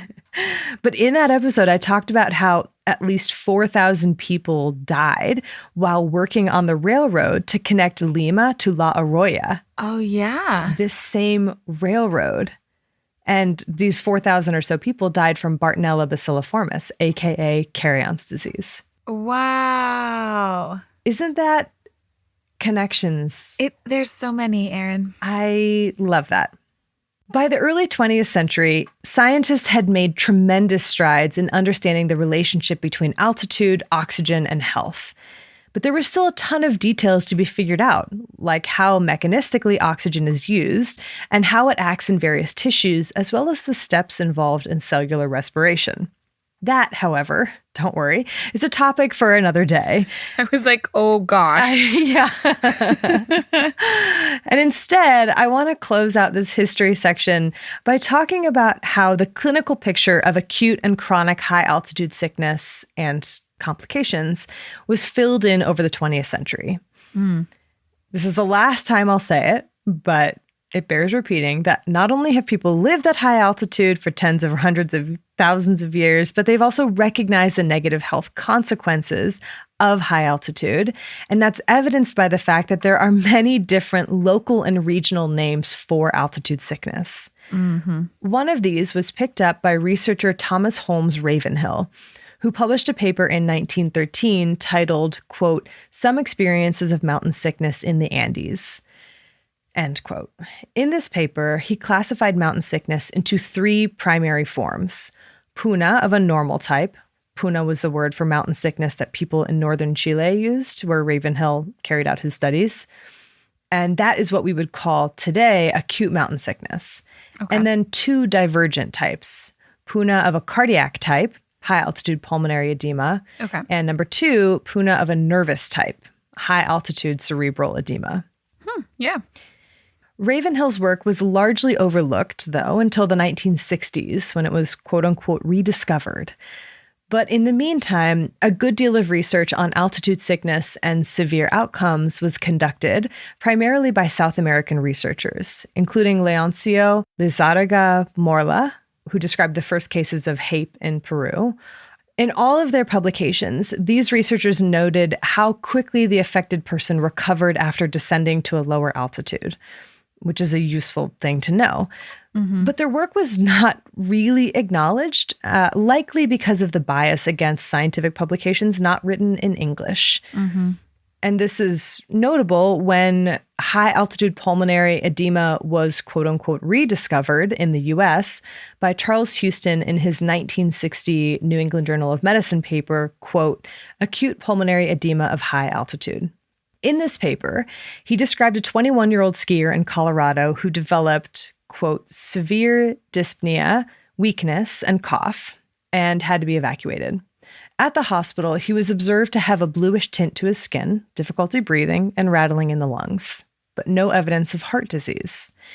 Houston suggested that, quote, "both acute and chronic anoxia may cause striking elevation of the pulmonary artery pressure, failure of the left ventricle, and pulmonary edema. Since exercise in severe cold, together with anoxia, may have cumulative effects, this explanation appears to be the most probable," end quote. You may have caught that in that description, Houston also mentioned chronic anoxia, which had been an area of interest for several researchers for decades. And that is the physiological changes that occur when spending time at high altitude, as well as comparing populations of humans and other animals that had spent generations at high altitude with their lowland counterparts. One of the most prominent researchers in this area was Carlos Monge Medrano, who in the mid-1900s characterized chronic mountain sickness, sometimes called Monge's disease. By this period, the field of high-altitude physiology had grown immensely, helped along by military investigations during World War II into how pilots performed at certain altitudes, when to deploy oxygen, etc. By veterinary studies, exploring how to breed cattle that thrived at altitude. And it was also helped along by medical researchers wanting to know how low oxygen levels from other things besides altitude, like decreased lung function, could be treated. And also by ecologists and evolutionary biologists who wanted to tease apart questions like, do all mammals acclimate to altitude in the same way? What is the genetic basis of high altitude adaptation in humans? Are there ways that mammals evolved to live at high altitude predictable? And so many more. So many. So many. And here today, to answer some of these questions, is a very special guest, Dr. Jonathan Vallada, assistant professor at the University of Denver and my partner.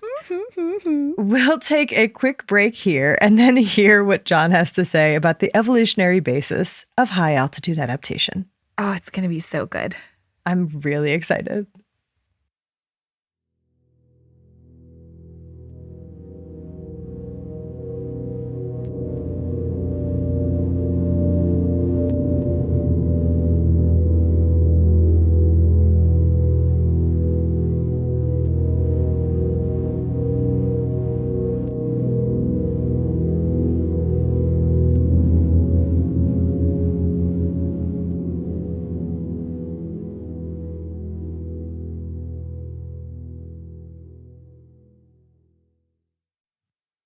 Hi, I'm John Vallada. I'm an assistant professor of biology at the University of Denver. My lab studies evolutionary biology and physiology of vertebrates. So we're interested in how animals have adapted to their environment at the physiological and genetic levels. One of the big things we're working on right now is adaptation to low oxygen and cold in a high-altitude rodent. It's the North American deer mouse, but we also study the genetics and the physiology of ion and water balance evolution in species of fish. I love it. I'm so excited. It's really funny to say thank you so much for joining us today because I'm right here. We literally live together. I am looking at a Skype screen that's the two of them, but they're actually just sitting right next to each other in the same room. It's fantastic. Also, I love that we are probably still two of the only people left in the world that use Skype. Yes. Yeah. I think we have a little bit of superstition in terms of like, let's not mess this up. We know that this works. There are Gen Zers that don't know what Skype is. That's actually true. Well then. All right. Well, let's actually get into why we have John here today. Yeah. Not just to talk about the pros and cons of Skype. And that is evolutionary adaptation to high altitude. Yeah. One of the aspects that I was thinking about, though, is just how difficult life at high altitude seems, right? Everything is cold. There's no oxygen. All the time. The sun is trying to kill you with high UV. You're dehydrated all the time. Why live at high altitude? Are there any benefits for animals living at high altitudes?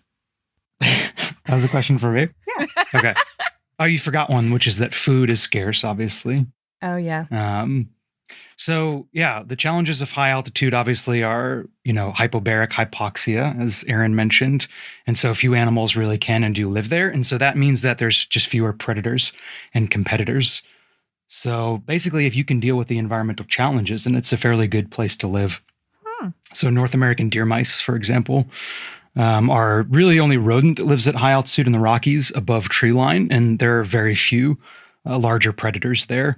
At lower altitudes in the forests where they also live, they're hunted by, owls, foxes, pine martens. So lots of things like to eat them. And so at high altitude, they're probably relatively safe. They're also safe from other competitors, other rodents that, live in very similar environments and eat similar food. So in terms of environmental conditions, though, it's really challenging. So yeah, like you said, if you can evolve to deal with those environmental challenges, then you're relatively safe from other things in the world that are trying to kill you. And at high altitude, we do see some predators occasionally. Like we've seen pine martens hunt deer mice at the summit of some of the mountains in the Rockies, but that's probably relatively rare, and they're probably not there living there or there very often, but just coming up and then going back down. It's like a nice, easy snack. A little day trip up to the summit for the view and a snack. So what is the highest altitude that a mammal has been found at? And also, what about birds? Do they still cruise around up there? Yeah. Yeah, so recently, in 2020, there was a new record of the highest dwelling mammal by Jay Storrs and colleagues, and it's a mouse called a yellow-rumped leaf-eared mouse. So this is Phyllodes xanthopygus rupestris is the scientific name. I had to practice that one. So actually, it was captured by hand on the summit of a volcano between Chile and Argentina. It's Jujajaco is the name of the volcano. So that's 6,700 meters. So it's about 21,000 feet. So it's, some of the highest peaks in the world do have animals. There are other high altitude dwelling mammals, there's credible records of pika, which are sort of like a rabbit, closely related to rabbits, at or around, 6,000 meters on Everest. And so, yeah, that's pretty much as high as we've ever found mammal. And again, the leaf-eared mouse at 6,700 meters is the record.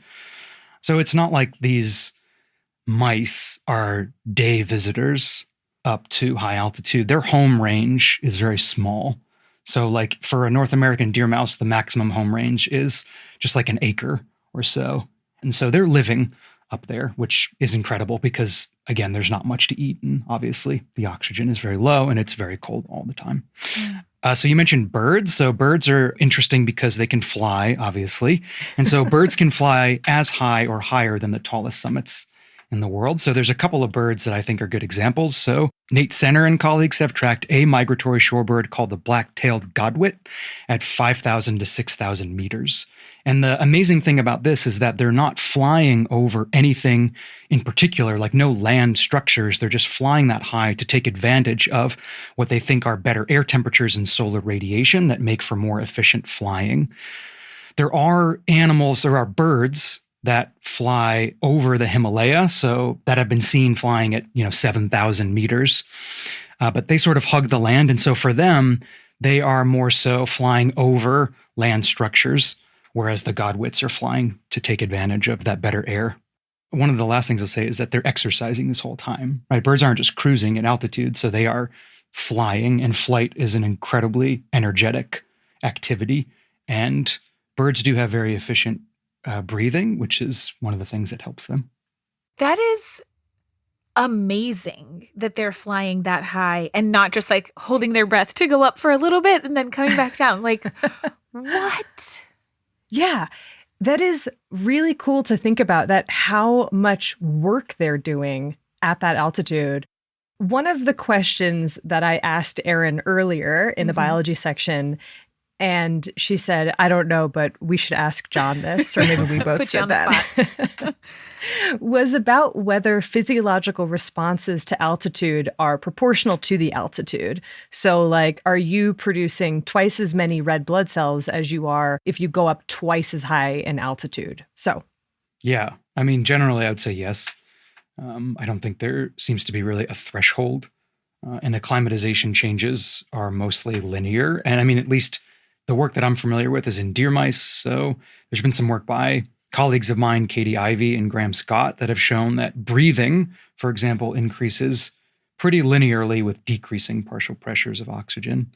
And then we've shown that red blood cells and hemoglobin concentrations increase steadily with decreasing pressure as well. So there's not a lot of great data, I guess I would say. But in general, I think it's pretty clear that, yes, as you move up in altitude, the acclimatization responses are proportional to that decrease in partial pressure. Cool. Oh, there you go. Oh, wow. I love that it was just a yes. Yes, moving on. I guess I could have just said yes.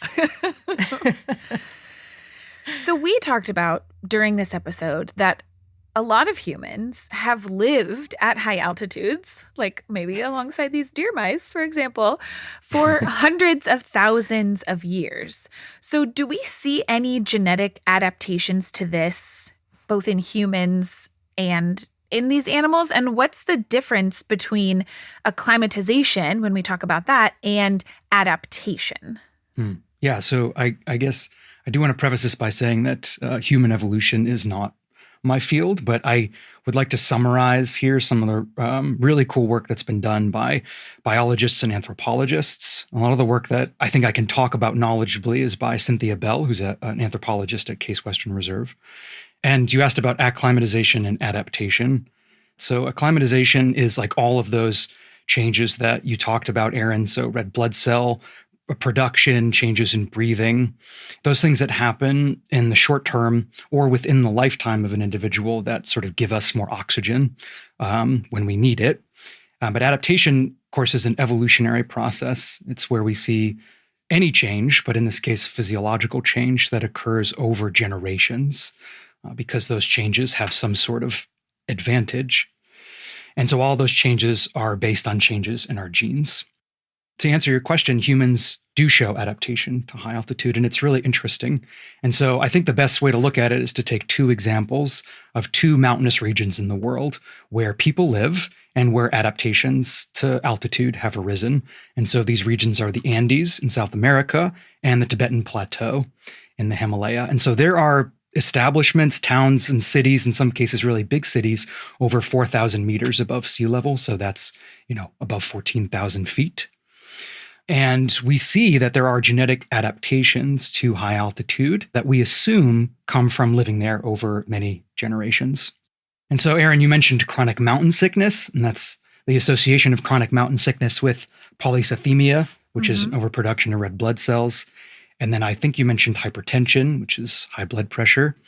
And so the incidence of chronic mountain sickness in some South American high-altitude cities in Bolivia and Peru can be up to 15+% in one estimate that I saw, whereas the incidence of chronic mountain sickness on the Tibetan Plateau is much lower, about 1% or less.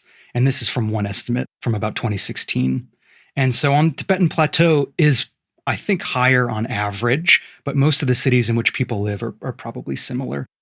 Some of the adaptations that we see in the Andes are really interesting, and they generally are larger chest circumference and a greater total lung volume.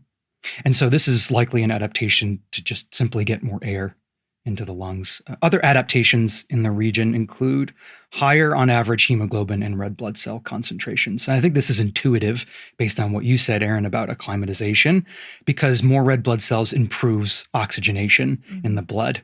And so sort of to that end, there have been studies that have shown that increased hemoglobin and red blood cells is associated with higher arterial oxygen content. So they have more oxygen in their blood, actually more than when compared to some people at sea level. And the thing about this is that it may have a cost. And this would be sort of consistent with higher rates of chronic mountain sickness because more red blood cells sort of changes the content of your blood. It makes it thicker. And that could put a strain on your heart, which is a muscle, as it's pumping a more viscous fluid. And so if you couple that with other changes that you mentioned, like pulmonary vasoconstriction, which again is just the constriction of the vessels in your lungs, that all puts a strain on the right part of the heart, especially as it pumps a thick blood through a constricted pulmonary vasculature. And so this could lead to an increased incidence of hypertension. And not humans, but I could talk about deer mice a little bit, which is something I'm always finding myself talking about. They also have this increase in blood viscosity and vasoconstriction. And this leads to an increase in the actual size of the right ventricle of the heart. And it leads to an increase in the pressure in the right ventricle, which can contribute to things like heart failure. So yeah, that's some of the adaptations that are happening in the Andes. On the Tibetan Plateau, we see slightly different adaptations. And this is really fascinating. Instead of lots of red blood cells, which would increase oxygen carrying capacity, studies find that the concentration of red blood cells are actually the same as someone who is living at sea level. And this is very different because if you or I were to go to the Tibetan Plateau, we would, as Aaron mentioned, really increase the number of red blood cells to get more hemoglobin. So this lower concentration of red blood cells should be disadvantageous in terms of blood oxygen level, but actually advantageous in terms of blood viscosity, right? And so studies have shown that on average, there is lower blood oxygen content in this region compared to those that live at sea level. And so to make up for this possible cost, other studies have shown higher levels of nitrous oxide in the lungs. And so this is a chemical that is produced by the body. It's a vasodilator. And so it keeps those lung vessels open, and that allows for better exchange of oxygen between the lungs and blood. And this likely lowers the potential for hypertension. And so according to one study I read, the pressure in the arteries of the lungs is 28% lower in the Tibetan region compared to those in the Andes. Wow. It is so cool. So cool. So cool. It blows my mind, honestly. Yeah. Oh, man. So now that my mind is already blown about humans, I know that there's more to blow my mind about animals. So that was my really terrible segue into this next question. No, it was good. I loved it. Thank you. Which is, do we see these same adaptations to high altitude in other mammals besides humans? And I know you talked a little bit about deer mice, but I guess in general, do mammals evolve to live at high altitude in predictable ways? Yeah, I mean, yes and no. It all has to hinge on oxygen transport. Where, in terms of the physiology of an animal, that happens does depend on the animal. And so I can talk about a lot of examples of high altitude deer mice, some of the similarities and some of the differences. So deer mice also reduce the amount of hemoglobin and red blood cell production when they're at altitude. So that's similar to the Tibetan story that I explained earlier. And they also have reduced pulmonary arterial pressure. So there have been studies by some colleagues that I've mentioned that have shown that highland deer mice also have more capillaries. And those capillaries supply more oxygen to their muscles, which is really, really important for a deer mouse, especially because they need those muscles to produce heat in a really cold environment. And they do that by, one of the ways is by shivering. And that requires oxygen. I'm just imagining these poor little deer mice just shivering in order to stay alive for thousands of years. I'm the best shiverer? That's so sad. Yeah, there's really strong selection on what we would call thermogenesis, the production of heat metabolically. And so I should really preface this by saying that deer mice are winter active. They really need this oxygen and they really need this shivering because they're active pretty much all year long. Going off of that, there have been some other studies, some by Zach Chevron and his colleagues, that showed that high-altitude deer mice are more effective at using fat as a fuel source during this shivering. And this is because fats are way higher in energy, but they do take a lot more oxygen to burn. So if you can figure out, if you're a deer mouse, if you can figure out how to get more oxygen, then you can burn fat and shiver better. Cool. And there's lots of other ones too. I mean, yeah, how much do you want? So there's a lot of animal species, birds and mammals mostly, that have evolved a hemoglobin that has a higher affinity for oxygen. Some birds and mammals have an evolutionary adaptation to just have intrinsically higher oxygen affinity. So this means they can pick up more oxygen. So in many hummingbirds, the higher the elevation that these hummingbirds live, the greater the hemoglobin oxygen affinity on average. This is true of deer mice too. Deer mice that live at high altitude have a higher hemoglobin oxygen affinity, and it is a genetic change. And this change in affinity is caused by mutations in the hemoglobin gene. If I could riff at the genetic level for a little while, one of the things that we see is that there's a lot of mutations in animals in a lot of different animals in a gene called EPAS1. And so this is a gene that codes for a protein, that's what genes do, that initiates the body's response to hypoxia. So it's a really important gene called a regulator. And all the things we talked about, like red blood cell production, changes to the vasculature, these things at the genetic level are controlled by EPAS1. And so there are adaptive mutations at this gene that we find in high altitude animals, including deer mice, also wolves, sheep, humans, birds, dogs, and even a snake. How are snakes up that high? I didn't know that like reptiles could survive at high altitude. That's amazing. I have no idea. I mean, some of the sheep and the dog thing is kind of interesting because those are animals generally that people have brought to high altitude.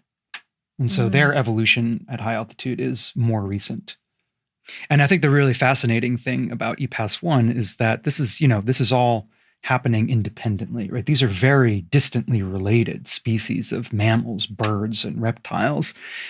And so clearly EPAS1, the mutation at EPAS1, has some sort of beneficial effect. We don't really know what that is.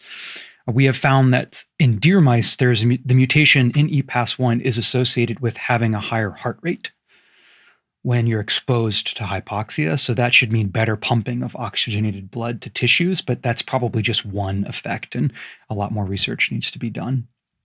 I'll leave you with one final cool thing about animals, deer mice again, and that's that there are some really interesting studies showing that low altitude mice, so mice that live at sea level, produce low birth weight offspring when they're exposed to high altitude. So they have offspring that weigh less than they do if they were to breed at sea level. We would call this fetal growth restriction. And so there's some cool work going on by Kate Wilsterman and her colleagues that have been finding that in high altitude deer mice, so these are mice that are adapted to high altitude, they are protected from fetal growth restriction. And that in part has to do with adaptations in the placenta that improve gas and nutrient exchange from mom to fetus. That is amazing. It's absolutely fascinating. So you discovered like a million amazing high altitude adaptations in like the shortest amount of time. It was amazing. And we already talked about how difficult it is to live at high altitude. So I guess my question is, do these high altitude adaptations themselves, as cool as they are, do they come with a cost? And do we know what that cost is? Yeah, so I think I already mentioned blood viscosity and the association with hypertension. And so one of the other cool ones, at least that we've seen in deer mice, is that, so there is this genetic variant for hemoglobin that I mentioned that's more prevalent at high altitude, and it helps with picking up more oxygen in the lungs. And so one of the interesting things is that in mice with those genetic variants, when they exercise at low altitude, they tend to do worse than mice without that high altitude gene. And this is presumably because having that variant does help with picking up oxygen, but it also holds on to it more tightly, and so it has trouble giving it up at the tissues during exercise. So if you just stay at high altitude, you're fine, but there is like a trade-off there, and that is a cost. You can never go back to the beach. Exactly. I'll pass. We have one last question for you, and it's designed to make you feel like you're back in grad school taking your prelims. So Oh, great. apologies in advance. I just had a flashback. What do you think is the biggest unanswered question in your field? Right. So, I mean, there are a lot of them, obviously, but I think really the biggest thing is how changes to genes lead to adaptations of physiology. That is something that we know very, very little about. So aside from the work from Jay Storrs that I mentioned on hemoglobin and some others, we don't really know about how genetic changes lead to physiological adaptations. We know there are genetic changes. We know there are physiological adaptations. We know there are genes that have mutations that are likely involved in adaptations, but we don't know how those mutations change, how the gene works and how the animal works and all of that. So I think that is really one of the frontiers, at least in sort of the evolutionary biology of high altitude.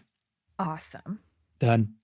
Well, thank you so much, Dr. Vallada, for coming on to chat with us about high altitude adaptations. And if any of you listeners out there are curious about John's work and want to learn more, check out his website on du.edu or whatever. We'll link to it on our website. I don't know the exact. We don't have to have it memorized. It's valladalab.com. Okay. Is it? Oh, yeah, that's right. You have your own lab website. Whoops. And you're welcome for making the long trek down to our basement. Thank you so much, John, for coming all the way down to chat with us. Anytime. Genuinely, it was really great to have you. So we really appreciate it. Well, it was my pleasure. I've been a long-time listener, but first-time caller. How long have you been holding that one in? I practiced that one. Is there anything else that we need to cover before we do sources? Just in case anyone was really dying for this information, we don't have numbers on the epidemiology of acute mountain sickness or chronic mountain sickness. Every study that you read on the incidence of acute mountain sickness has vastly different numbers. So that's why we just kind of skipped over that part. And I will link to a couple of papers about high altitude training for those of you who are maybe really into it, because that was something we didn't touch on. That's all I've got. Okay. Well, with that, sources? Sources. I'm just going to shout out one, basically, and that was a book called High Life, A History of High Altitude Physiology and Medicine by John West. Oh, and also there was a great TED Ed talk about how barometers work that I'll link to. I had a whole number of papers on the physiology of acclimatization and the pathophysiology of AMS. I think one of my favorites was by Murdoch in 2010 in BMJ Clinical Evidence, just called Altitude Sickness. But I will list all of the rest of them. John, did you want to cite any of your sources? Yeah, can I give you all of my, there's like probably 20, 25 papers in here that I summarized.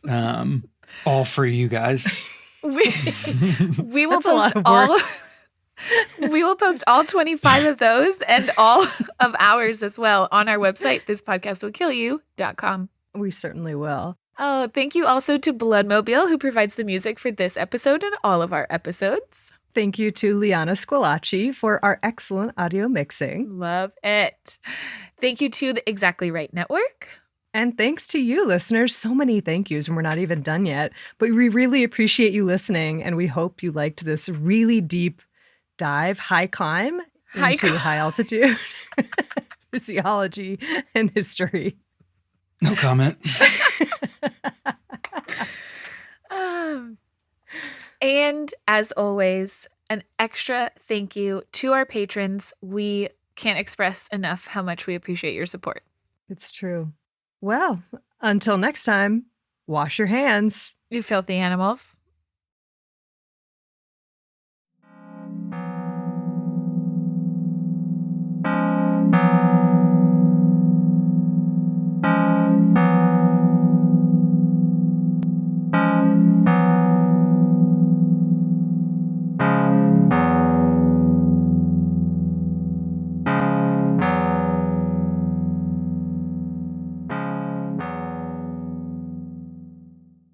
Listen, follow, leave us a review on Amazon Music, Apple Podcasts, or wherever you get your podcasts. Hey, Prime members, did you know you can listen to This Podcast Will Kill You early and ad-free on Amazon Music? Download the Amazon Music app today. You can support This Podcast Will Kill You by filling out a survey at Wondery.com/survey.